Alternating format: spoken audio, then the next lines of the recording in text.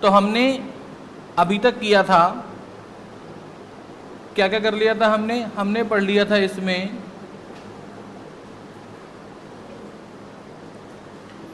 Cost accounting हमने पढ़ लिया, फाइनेंशियल हमने पढ़ लिया, टैक्स अकाउंटिंग हमने पढ़ लिया था, मैनेजमेंट अकाउंटिंग भी हमने पढ़ लिया था, सोशल रिस्पॉन्सिबिलिटी भी हमने पढ़ लिया था, जिसमें हमने ये सीखा था कि कॉस्ट अकाउंटिंग फ़िलहाल हमारे सिलेबस में नहीं है, सीए इंटर में मिलेगा हमें, मैनेजमेंट अकाउंटिंग भी नहीं है, ये भी सीए इंटर में मिलेगा, कुछ चैप्टर्स जैसे रेशियो और कैश फ्लो शायद है हमारे सिलेबस में, इसके अलावा टैक्स अकाउंटिंग भी हमारे सिलेबस में नहीं है फाउंडेशन में, ये भी सीए इंटर में मिलेगा, सोशल रिस्पॉन्सिबिलिटी भी हमारे सिलेबस में नहीं है, ये सीए फाइनल लेवल पर हमें पढ़ाया जाएगा।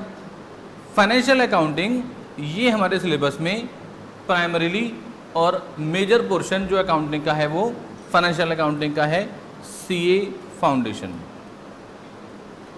इसके बाद हम बात कर रहे हैं ह्यूमन रिसोर्स अकाउंटिंग की। ह्यूमन रिसोर्स अकाउंटिंग क्या है? देखिए, दो तरह की बिजनेस ऑर्गेनाइजेशन होती हैं। कुछ बिजनेस तो ऐसे हैं जो लोग इंडस्ट्री, प्लांट एंड मशीनरी या एसेट से अपना पैसा कमा रही हैं। जैसे मान लीजिए एक कार मैन्युफैक्चरिंग कंपनी है, तो कार मैन्युफैक्चरिंग कंपनी कैसे पैसे कमा रही है? कार बना के। कार बनाने में ह्यूमन स्किल्स का ज़्यादा रोल है या मैकेनिकल स्किल्स का ज़्यादा रोल है? मैकेनिकल स्किल्स का। आजकल तुम देखते हैं कि रोबोटिक्स का काम आ गया है, तो बहुत सारे जो कार मैन्युफैक्चरिंग कंपनी है वो रोबोटिक आर्म्स का यूज़ करती हैं और उससे कार मैन्युफैक्चरिंग हो जाती है।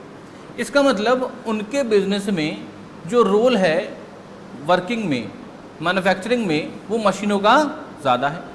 कुछ ऐसे बिजनेस हैं जहाँ पर रोल मशीनों का ज़्यादा नहीं है, जहाँ पर रोल ह्यूमन रिसोर्स का ज़्यादा है। क्या कोई ऐसा बिजनेस आप बता सकते हैं जहाँ पर ह्यूमन रिसोर्स का यूज़ ज़्यादा है एज कंपेयर टू मशीनरी? कोई ऐसी इंडस्ट्री हो तो बताएं। सीए की फर्म सर्विस इंडस्ट्री है, और प्रोफेशनल यानी professional firm are earning their profits by providing services and that services is provided by the employees that has been engaged by that professional firm for that purpose। ठीक, तो वो professionals जितना ज़्यादा बढ़िया होंगे उतनी ज़्यादा अच्छी सर्विसेज प्रोफेशनल फर्म प्रोवाइड करा पाएगी। और बताएं और कोई एग्जाम्पल?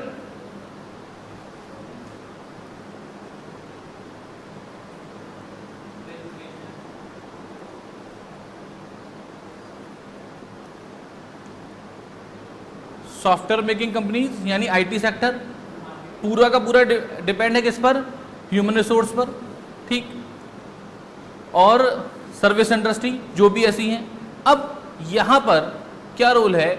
इन सब जगह आपने देखा होगा एक एचआर डिपार्टमेंट होता है, शायद आपने सुना हो, जिसका काम मेनली रिक्रूटमेंट करना है। रिक्रूटमेंट जिससे कि नए एम्प्लॉय को हम लेके आए।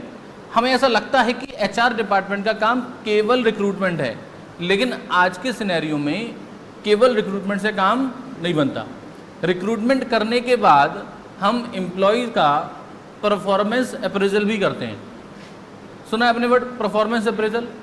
परफॉर्मेंस अप्रेजल का मतलब ये है कि अगर हमने कोई एम्प्लॉय को एंगेज किया और हम उसे 25,000 रुपये महीने की सैलरी दे रहे हैं, तो हमें ये देखना है कि वो काम कितने का दे रहा है। कंपनी क्या एक्सपेक्ट करेगी कि अगर 25,000 रुपये महीने की हम उसे सैलरी दे रहे हैं तो कंपनी को कम से कम 25,000 रुपये का बेनिफिट तो वो कराए, और इसके बाद हम देखेंगे कि वो अपनी कैपेबिलिटीज से कितना ज़्यादा और कर सकता है, या हम उसकी कैपेसिटी को, उसकी कैपेबिलिटीज़ को कैसे इन्हेंस कर सकते हैं।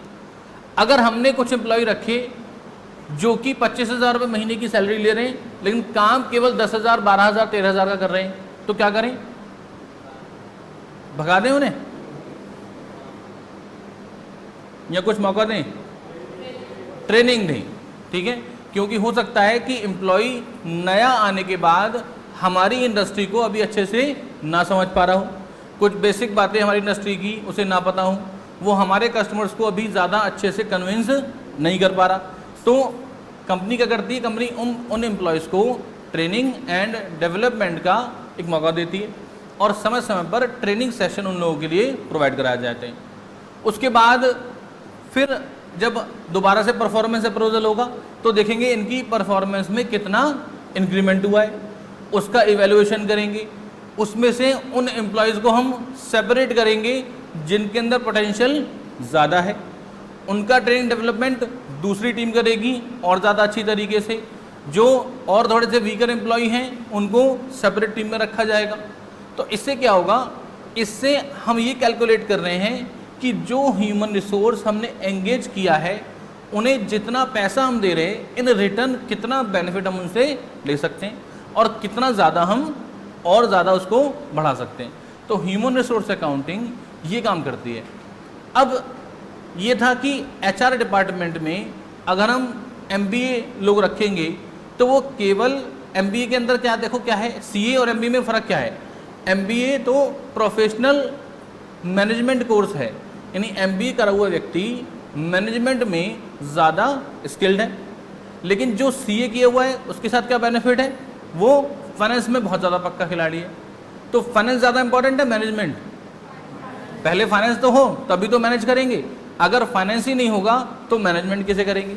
तो ये देखा गया कि इस अकाउंटिंग में भी चार्टर्ड अकाउंटेंट्स का रोल बहुत ज़्यादा है, तो क्यों ना चार्टर्ड अकाउंटेंट्स को भी इस रोल में ले आया जाए।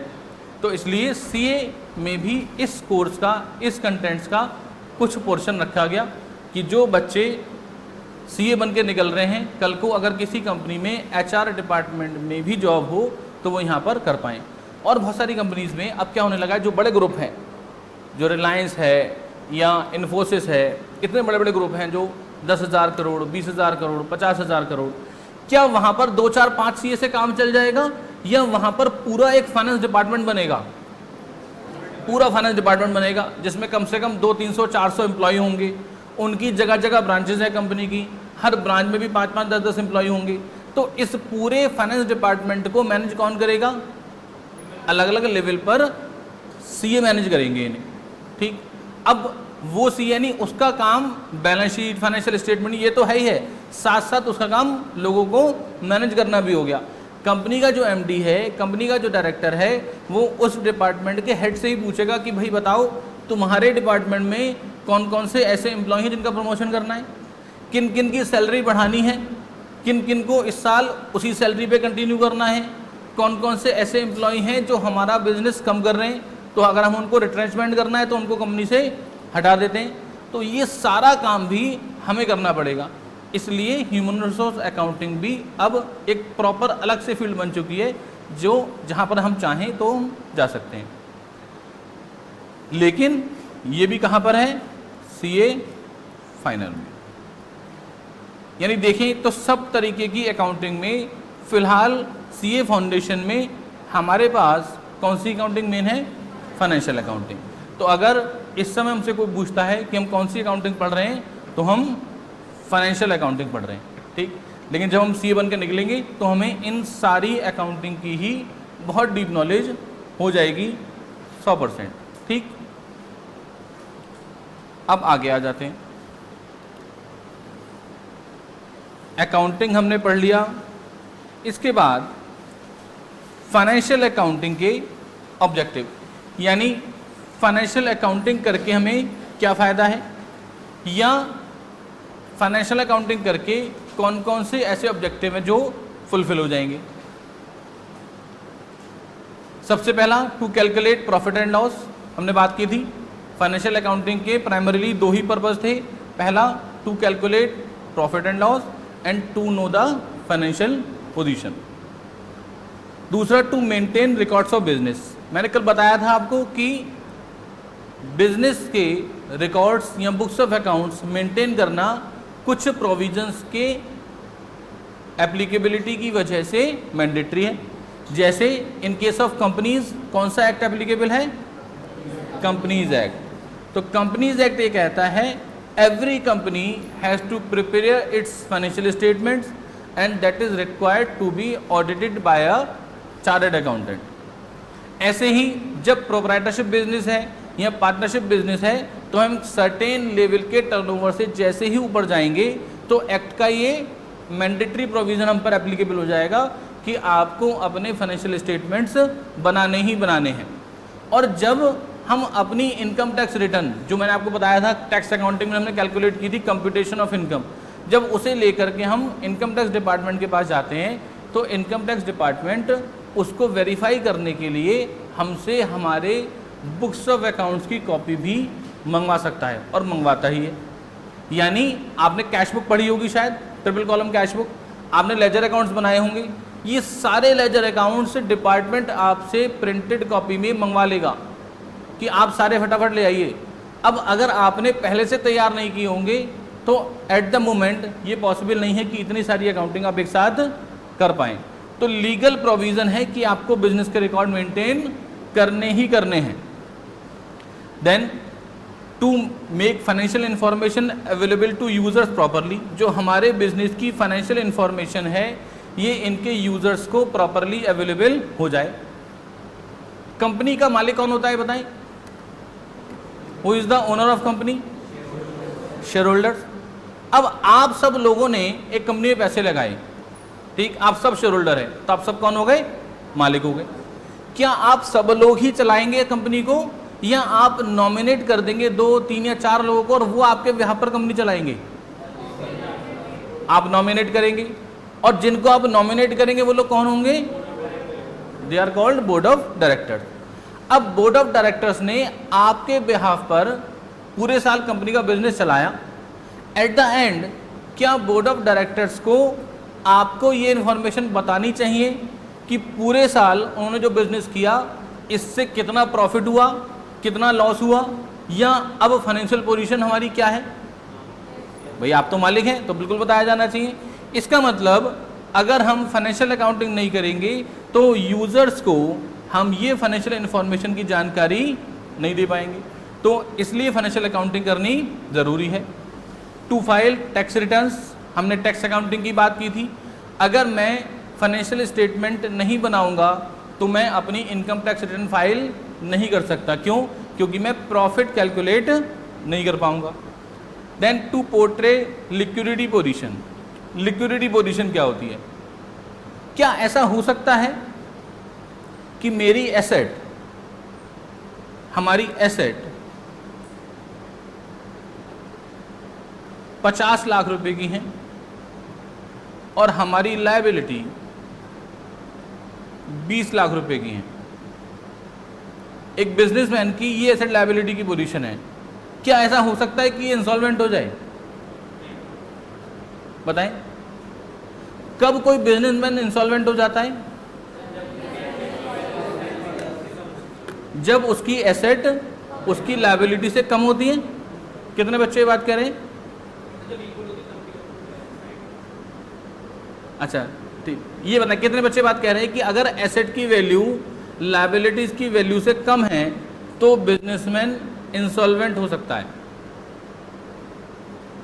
इस पोजीशन में हो सकता है? नहीं।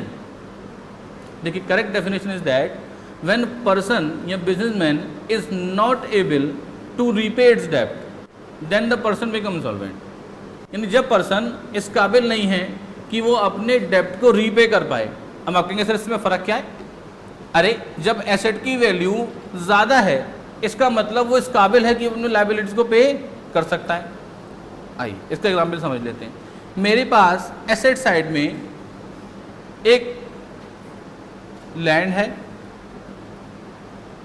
40 लाख रुपए की, मेरे पास स्टॉक है 6 लाख रुपए का, कैश है 2 लाख रुपए का और डेटर्स हैं 2 लाख रुपए की। ये पूरा 50 लाख रुपए का बाइफर्केशन है जो मैंने आपको बताया अभी। लायबिलिटीज में लोन्स एंड क्रेडिटर्स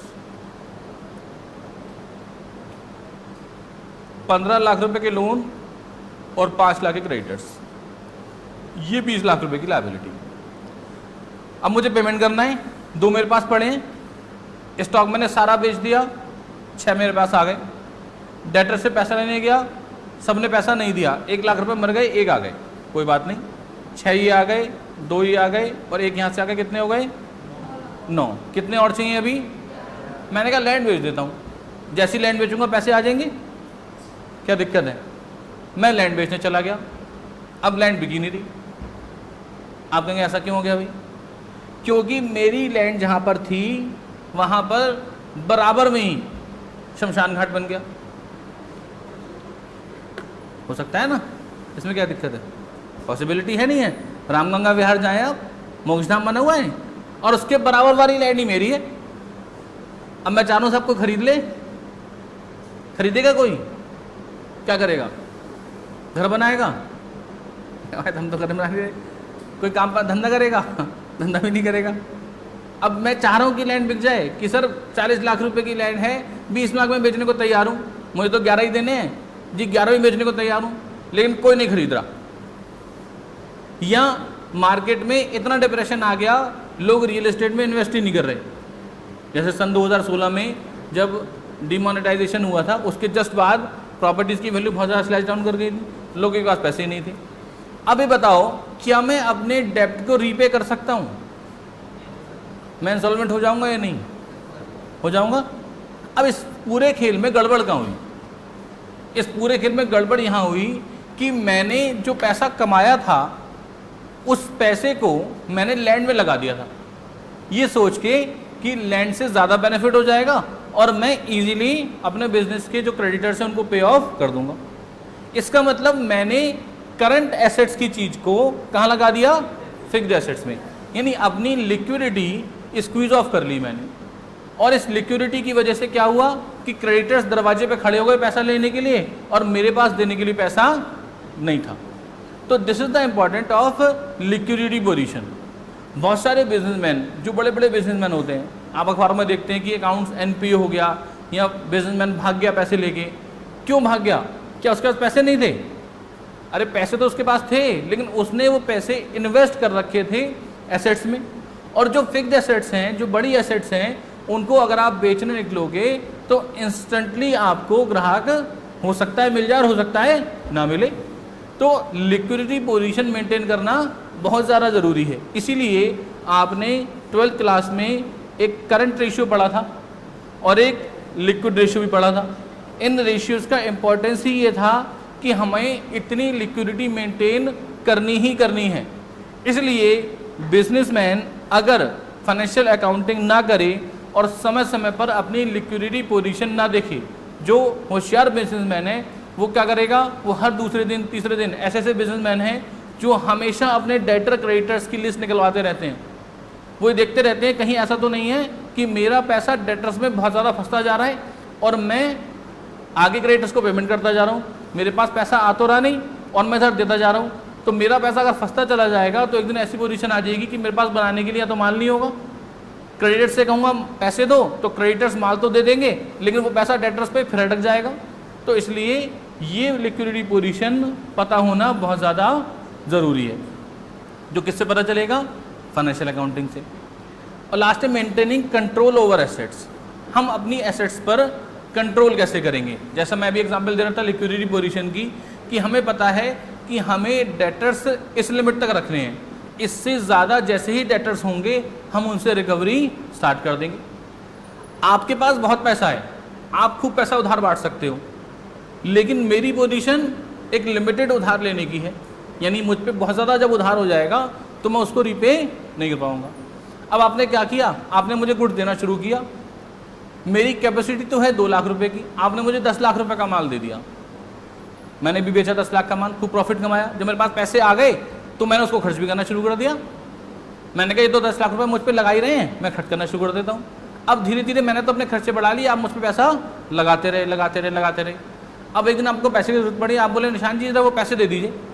तो मैंने कहा सर इतनी जल्दी नहीं दे पाऊँगा, क्योंकि मैंने तो पैसे कमा के कुछ खा भी लिए, कुछ और जगह लगा दिए होंगे। तो आपने मुझसे कहा सर पैसे दे दीजिए। मैंने कहा इतनी जल्दी नहीं दे पाऊँगा, धीरे धीरे दे पाऊँगा मैं तो। यानी आपने ऐसे बिजनेसमैन पर ज़्यादा पैसे लगा दिए जो इंस्टेंटली आपके पैसे नहीं चुका पाएगा। तो एसेट्स पे कंट्रोल कैसे करना है? और सुनिए, जैसे कई बार आप कहीं बैंक में गए हों या किसी सरकारी इंस्टीट्यूट में गए हों, सरकारी स्कूल में गए हों, तो वहाँ हर एसेट्स पर एक नंबर पड़ा होता है। बैंक में अगर आप गए हो तो कंप्यूटर पे लिखा होता है भारतीय स्टेट बैंक कंप्यूटर, और उस पर नंबर लिखा होता है ऐसा। ऐसा क्यों है? ऐसा इसलिए है कि जब आप ऑडिट पे जाएंगे सीए बनने के बाद और आप बैलेंस शीट में देखेंगे कि एसेट्स लिखी हुई हैं, तो ये आपकी ड्यूटी है कि आप उन एसेट्स को फिजिकली वेरीफाई भी करें।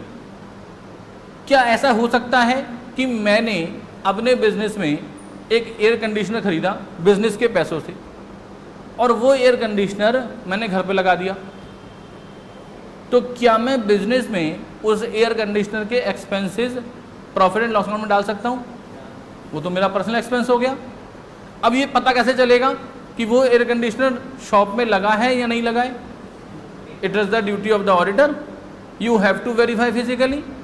मैंने अपनी बुक्स में स्टॉक लिखा हुआ है, ठीक, you have to verify physically whether that stock is in my godown और नॉट।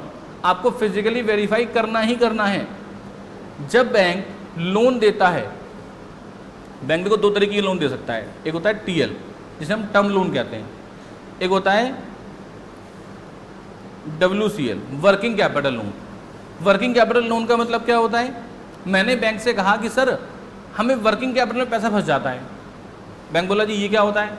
हमने कहा सर हम गुड्स खरीदते हैं, उसके बाद वो गुड्स हम बेच देते हैं। डेटर से पैसा आने में 45 दिन का समय लगता है, क्योंकि हमारी इंडस्ट्री में हमें 45 दिन का उधार देना पड़ता है। 45 दिन बाद हमारे पास पैसा आता है, हम उस पैसे से फिर से माल बनाते हैं, फिर बेचते हैं, फिर पैसा अटक जाता है। अगर हमें आप कुछ पैसा दे दो तो क्या होगा? वो 45 दिन का उधार तो है ही है, और हम यहाँ खाली बैठे हैं, तो हम आपके पैसे से गुड्स बना लेंगे और फिर उसको बेच देंगे। तो एक रोटेशन हो जाएगा कि हमारा पैसा बार बार घूमता रहेगा, और जितने ज़्यादा प्रोडक्शन साइकिल हम करेंगे, बिजनेस साइकिल हम करेंगे, उतना ज़्यादा प्रॉफिट कमाएंगे।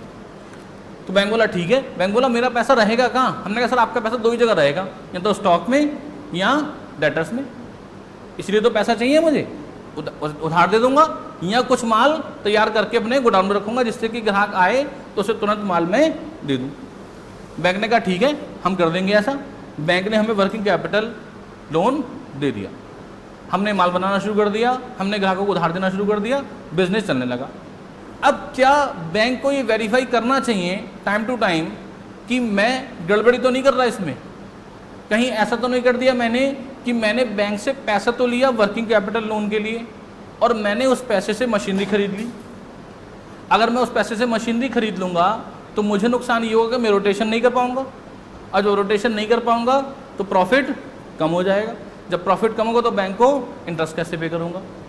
तो बैंक को क्या समय समय पर ये चीज़ वेरीफाई करनी चाहिए कि मेरे स्टॉक और डेटर्स बैंक के लोन के बराबर हैं या नहीं है? बताएं, अगर आप बैंक होते तो क्या आप ये काम करते? तो बैंक भी करता है। और बैंक ये काम किससे कराएगा? क्या बैंक अपने एम्प्लॉय को भेजेगा? सीए। बैंक सीए को अपॉइंट करेगा, बैंक सीए से कहेगा कि आप मेरे बिहाफ पर इस फर्म में जाइए और वहाँ ये वेरीफाई करिए कि क्या इतने रुपए का स्टॉक है या नहीं है।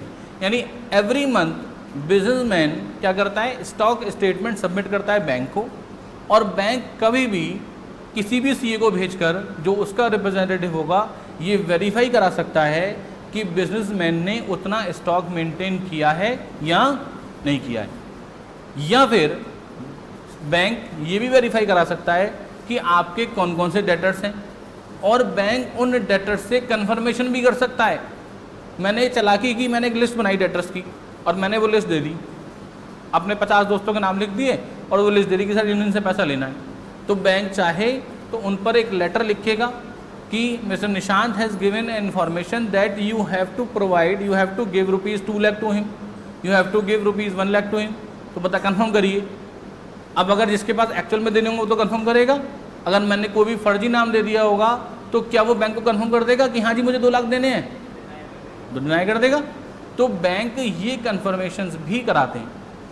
तो ये सारा काम किस लिए है? एसेट्स पर कंट्रोल करने का। आप किसी फर्म में गए, आपने देखा कि ये सारी, बैंक में जब हम जाते हैं, इसमें बैंक ऑडिट चल रहा है, तो आपको सारी एसेट जो नंबरिंग हुई है, वो नंबरिंग का पर्पज़ ये है, अगर बैंक की बैलेंस शीट में लिखा है कि 16 IC हैं, तो ये आपकी ड्यूटी है कि आप वेरीफाई करेंगे 16 IC कहाँ कहाँ लगे हैं, सारे गिन लीजिए। ठीक, अगर 15 निकले और बैलेंस शीट आपने ऑडिट कर रखी है, तो वो जिम्मेदारी आपकी भी बनेगी कि जब आपने ऑडिट किया था तो आपने वेरीफाई क्यों नहीं किया। ठीक, कैश है, आपने देखा बैलेंस शीट में कैश लिखा है, हम किसी ब्रांच में गए, हमने देखा कि साहब वहाँ पर 23,75,74,405 रुपये हैं, हम बैंक से कहेंगे गिनवाइए साहब, और बैंक गिनवाएगा। बैंक मैनेजर की ये ड्यूटी है कि अगर उसकी कैश बुक में आज का कैश इतना है और ऑडिटर आ गया, तो वो ऑडिटर को उतना कैश गिनवाएगा ही गिनवाएगा। अगर 2, 4, 5 रुपये भी कम निकलेंगे तो ये भी बहुत बड़ी डिसओबेंस ऑफ ड्यूटी है on the part of bank official. He is not performing his duty. बात 2, 4, 5 रुपये की नहीं है, बात यह है कि जो बुक्स में लिखा है वो चीज़ हमारे पास एक्चुअल में है क्यों नहीं। अगर आज 5 रुपये की गड़बड़ है तो कल को 50 रुपये की भी हो सकती है और 5 लाख की भी हो सकती है। ठीक, तो एसेट्स पर कंट्रोल करना ये भी हमारी जिम्मेदारी है। इसीलिए जो बड़ी कंसर्न है वहाँ पर हमेशा एसेट्स की नंबरिंग और फिजिकल वेरिफिकेशन कराया जाता है। तो ये पर्पज़ है ऑफ फाइनेंशियल अकाउंटिंग की। और हर फंक्शन एक अलग फील्ड है जहाँ पर अलग अलग चार्टर्ड अकाउंटेंट्स काम करते हैं।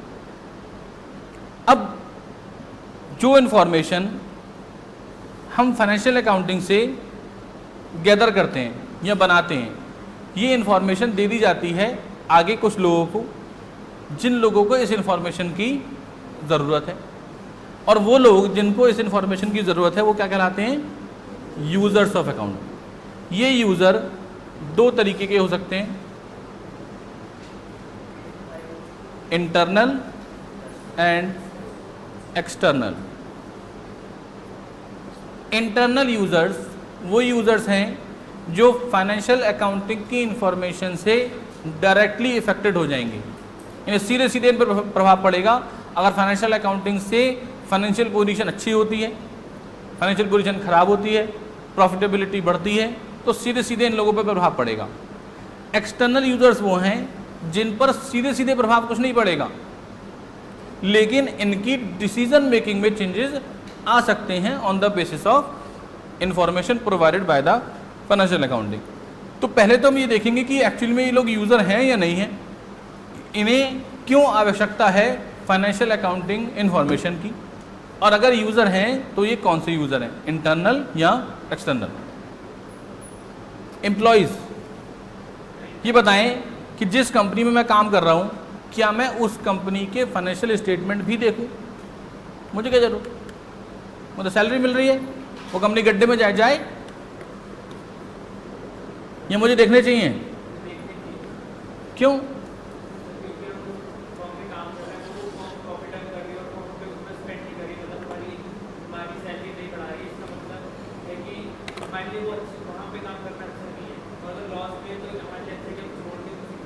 यानी अगर आप किसी कंपनी में जॉब कर रहे हैं और वो अच्छे प्रॉफिट कमा रही है, खूब प्रॉफिट बढ़ाती जा रही है, तो आप उससे कहेंगे भी मेरी सैलरी भी इसी रेशो में बढ़ाओ आप। और अगर लॉस होगा तो आप भाग जाएंगे, आप कहेंगे नहीं मैं जा रहा हूँ। प्रॉफिट में तो मैं कहूँगा सैलरी बढ़ाओ।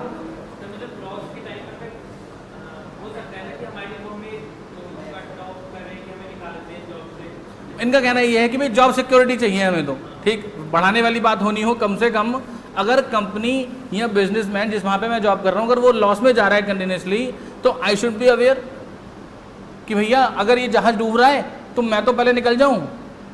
क्यों, क्या होगा अगर मैं किसी ऐसी कंपनी में काम करता हूँ जो लॉस उठाती जा रही है कंटिन्यूसली, और एक दिन वो लॉस उठाते उठाते उठाते उठाते बंद हो गई, और मैं भी उस दिन कंपनी में ही था, तो मैं जब भी दूसरी जगह जॉब लेने जाऊंगा तो मुझसे लोग पूछेंगे इससे पहले कहाँ काम करते थे, मैं कहूँगा साहब फला कंपनी में। बोले अच्छा वो तो बंद हो गई? हाँ जी साहब मैं भी वहीं पे था जब तक वो बंद हुई। क्यों बंद हुई भैया, तुम्हारा भी कोई रोल था क्या, तुम किस पोजीशन पे थे? तो जॉब सिक्योरिटी तो हर किसी को चाहिए। तो एज एन एम्प्लॉई मुझे फाइनेंशियल स्टेटमेंट्स में इंटरेस्ट इसलिए है कि मैं अपनी जॉब सिक्योरिटी देखूं। क्या कोई ऐसा सेक्टर भी है या कोई ऐसी कंपनी भी हो सकती है जहां पर लॉस भी अगर हो रहा है तो मुझे चिंता की बात नहीं है, होने दो लॉस, मुझे फ़र्क नहीं पड़ता? बताएं। नहीं, हम तो एम्प्लॉय की बात कर रहे हैं। मैं किसी कंपनी का एम्प्लॉय हूं और वो कंपनी लॉस भी कर रही है, government, because government is not working for the profit. Government की बहुत सारी कंपनी ऐसी हैं जो लॉस मेकिंग हैं, जैसे इलेक्ट्रिसिटी डिपार्टमेंट, ठीक, क्योंकि इलेक्ट्रिसिटी डिपार्टमेंट का काम प्रॉफिट कमाना नहीं है, उनका काम है सर्विस प्रोवाइड करना। वो उनकी कोशिश ये है कि हम जो रेवेन्यू इस सर्विस प्रोवाइड करके कमा रहे हैं और जो एक्सपेंस कर रहे हैं वो इक्वल आ जाए, या हो सकता है प्लस में आ जाए। लेकिन अगर लॉस भी हो रहा है तो वो कंपनी भागेगी नहीं, बंद नहीं होगी, एम्प्लॉय को निकालेगी नहीं, क्योंकि उसका ओनर कौन है? सरकार। सरकार के पास तो पैसे हैं। प्राइवेट सेक्टर में ये डर हो सकता है, तो इसलिए एम्प्लॉय भी फाइनेंशियल स्टेटमेंट तो देखेंगे ही देखेंगे। कौन से यूज़र हैं, इंटरनल या एक्सटर्नल? इंटरनल, क्योंकि सीधे सीधे प्रभावित हो जाएंगे। इन्वेस्टर, इन्वेस्टर वो लोग हैं जिन्होंने अपना पैसा बिजनेस में लगाया है। ये क्यों फाइनेंशियल स्टेटमेंट देखें ऐसी किसी कंपनी के जिसमें इन्होंने पैसा लगाया है?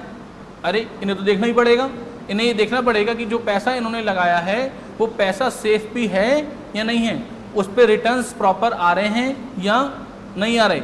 अगर अच्छे रिटर्न्स नहीं आ रहे तो अपना पैसा ये वहाँ से निकाल करके किसी दूसरी जगह स्विच ओवर कर सकते हैं। इन्वेस्टर जैसे हम कह सकते हैं शेयर होल्डर्स, जो शेयर मार्केट में इन्वेस्ट करते हैं, जो FDI हम कहते हैं, फॉरेन डायरेक्ट इन्वेस्टमेंट, यानी फॉरेनर इंडिया में पैसा लगा रहा है, तो वो ये देखेंगे कि यहाँ पर पैसा हमारा सेफ है या नहीं है। कौन से यूज़र हैं ये? External, internal? इंटरनल। अगर प्रॉफिट होंगे तो इन पर तो असर पड़ेगा सीधे सीधे, फाइनेंशियल पोजीशन खराब होगी तो इनका पैसा क्या हो जाएगा? डाउन हो जाएगा, शेयर्स का प्राइस नीचे आ जाएगा। रिसर्चर्स, क्या रिसर्चर्स भी फाइनेंशियल स्टेटमेंट स्टडी करते हैं? क्या काम है रिसर्चर्स का?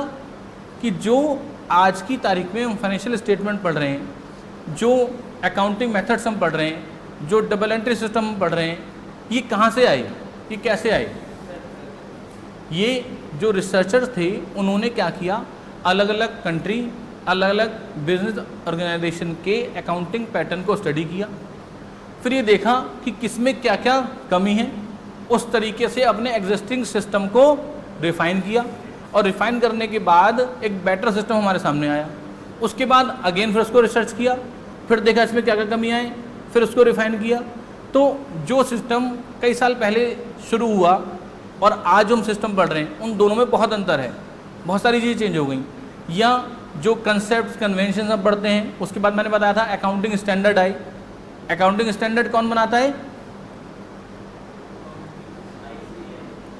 ICAI, institute of chartered accountants of India, ये AS बनाता है अकाउंटिंग स्टैंडर्ड। और अब क्या हो गया है? अब हो गया है NDS, इंटरनेशनल अकाउंटिंग स्टैंडर्ड आ गए। जो मैंने एक दिन आपको थोड़ा सा डिस्कशन भी किया था आपसे कि अब मार्केट ग्लोबल होता जा रहा है, तो जो बड़ी कंपनीज़ हैं, जो अच्छी ग्लोबल लेवल पर कंट्रीज जा रही हैं, वो सारी कंट्री ये चाहती हैं कि हमारा अकाउंटिंग सिस्टम एक जैसा हो, जिससे अगर कोई एक कंपनी किसी दूसरे देश में भी व्यापार करने जा रही है तो अकाउंटिंग मेथड अलग होने की वजह से डिस्पैरिटी ना आए, जो दूसरी कंट्री के इन्वेस्टर हैं वो भी डिसीजन मेकिंग ईजीली ले पाएँ, क्योंकि उस कंपनी के फाइनेंशियल स्टेटमेंट भी उसी तरीके से बनाए गए होंगे जो कि हमारी कंट्री बनाए जा रहे हैं। क्या आप लोग CA बनने के बाद किसी दूसरे कंट्री में काम कर सकते हैं एज अ चार्टर्ड अकाउंटेंट? बताएं, क्या दूसरी कंट्री में आपकी डिग्री की रिकॉग्निशन है? बहुत सारी कंट्री ऐसी हैं जहाँ पर रिकॉग्निशन है। You know, chartered accountancy of India is the toughest course, one of the toughest course in the world. अलग अलग कंट्री की चार्टर्ड अकाउंटेंसी की बात करेंगे तो इंडिया का कोर्स टफेस्ट की श्रेणी में आता है। बहुत सारी कंट्री ऐसी हैं जहाँ पर उनका अपना चार्टर्ड अकाउंटेंट्स इंस्टीट्यूट है ही नहीं, यानी they are not producing chartered accountants. तो वो काम कैसे करा रहे हैं? वो इंपोर्ट कर रहे हैं चार्टर्ड अकाउंटेंट्स को। जैसे अगर आप नॉर्थ ईस्ट की तरफ जाएंगे, मिडिल ईस्ट की तरफ जाएंगे, जो दुबई है, UAE है, बहुत सारी कंट्री ऐसी जहाँ पे CA जाके काम कर रहे हैं। क्यों? क्योंकि उन्होंने अपने अकाउंटिंग मेथड्स और अपने कंपनीज एक्ट, अपने प्रोविजंस यहाँ से अडॉप्ट कर लिए हैं। उनमें उन्होंने डेवलपमेंट बाद में किया। जैसे इंडिया ने कहाँ से अडॉप्ट किया ये सारा मेथड, इंडिया का अकाउंटिंग सिस्टम कहाँ से आया है?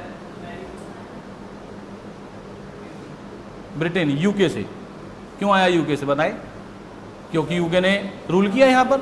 जब उन्होंने रूल किया तो उन्होंने वो सिस्टम यहाँ पर डिप्लॉय कर दिया, तो वो गए लेकिन सिस्टम यहीं पे छोड़ गए, हम उस सिस्टम को फॉलो कर रहे हैं। ठीक, तो यूके से ये सिस्टम आया। ऐसे ही बहुत सारी कंट्री जो इंडिया के आसपास की हैं वो हमसे प्रेरित होती हैं और वो हमारे अकाउंटिंग सिस्टम को अडॉप्ट कर लेती हैं। जैसे दुबई या यूएई की जो कंट्रीज़ हैं उन्होंने कंपनीज एक्ट इंडिया से उठाया हुआ है। तो जब इंडिया से कंपनीज एक्ट उठाया तो यहाँ के चार्टर्ड अकाउंटेंट्स, यहाँ के कंपनी सेक्रेटरी उनके लिए ज़्यादा यूज़फुल हो गए। तो आप उन कंट्री में जा कर के भी काम कर सकते हैं। क्यों?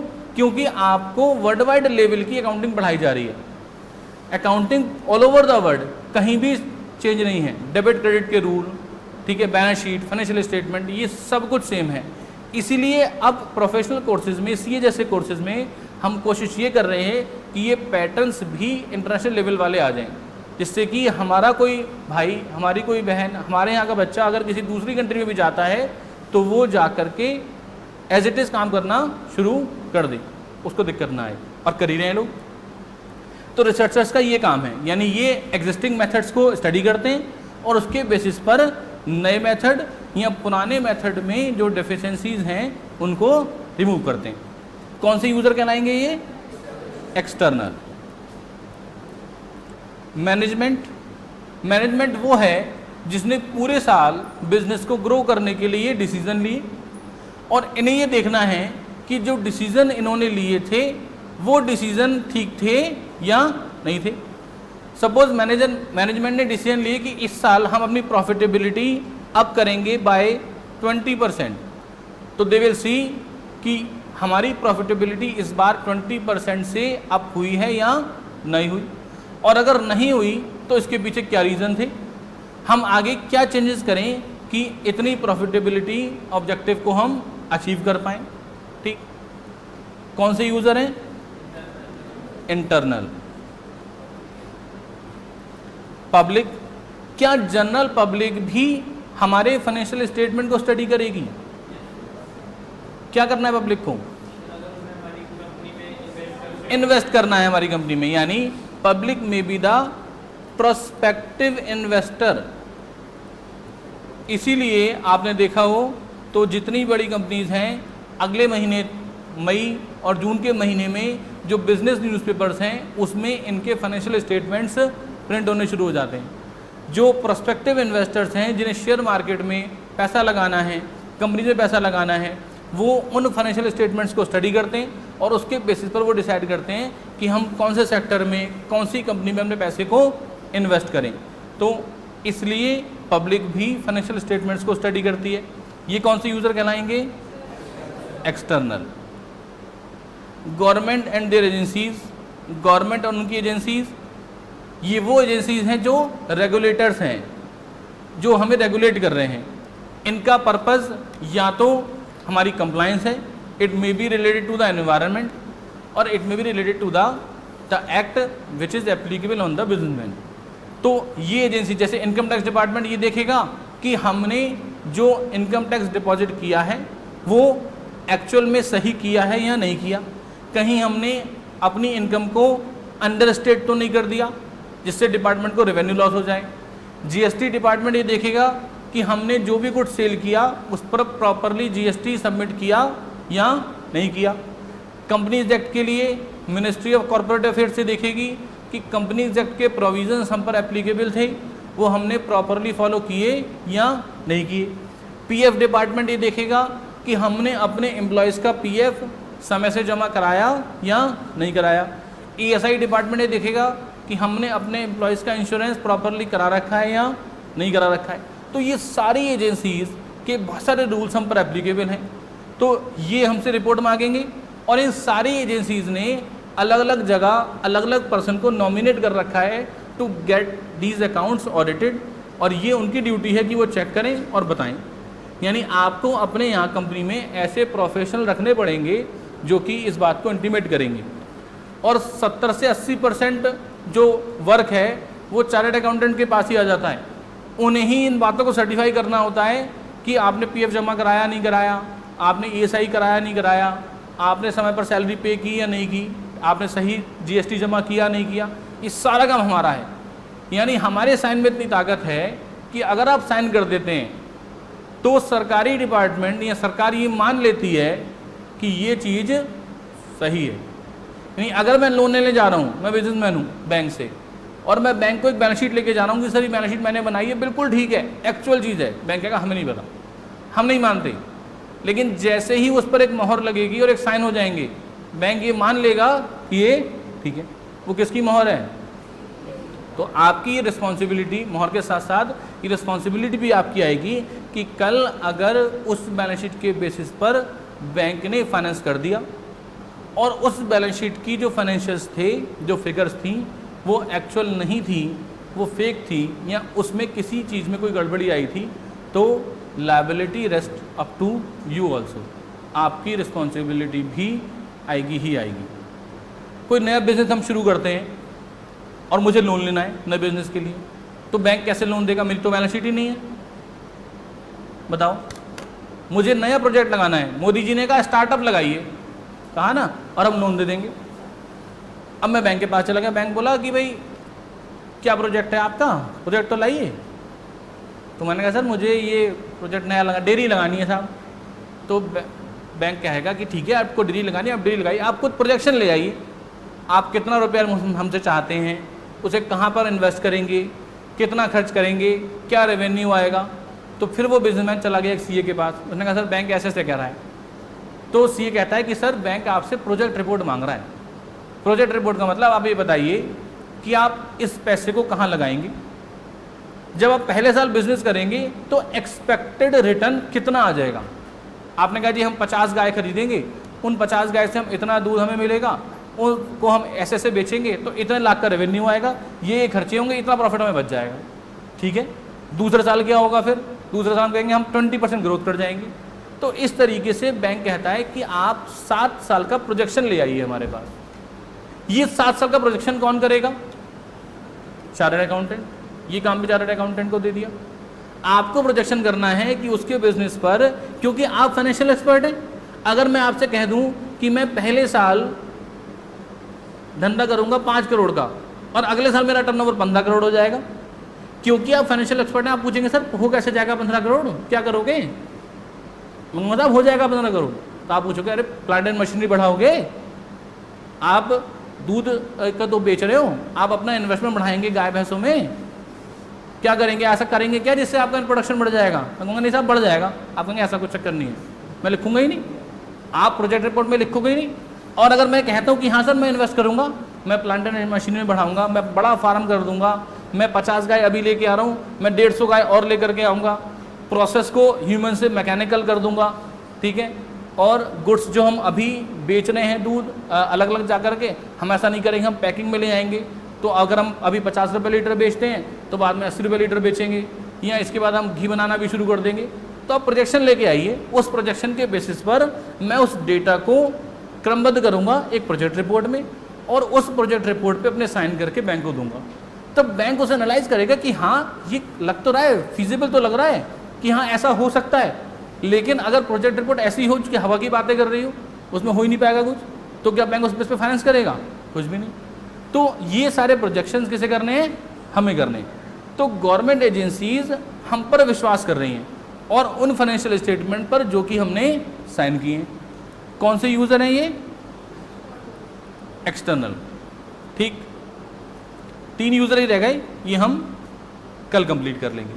ठीक है, ये 3 यूज़र हम कल कंप्लीट करेंगे, और इसके बाद थोड़ा सा पोर्शन हमारा रह गया है एरियाज ऑफ सर्विस, यानी एज अ चार्टर्ड अकाउंटेंट हम कौन कौन सी सर्विसेज प्रोवाइड कर सकते हैं to the society and to the client, और कहें तो हम कौन कौन से तरीक़ों से कौन कौन से काम करके पैसा कमा सकते हैं। तो ये वो एरियाज हैं जहाँ से हम पैसा कमा सकते हैं। इसके बारे में हम कल बात करेंगे। तो हमारा ये फर्स्ट वाला यूनिट कल कंप्लीट हो जाएगा। ठीक, तो इतना यहाँ तक पढ़ करके आए कल।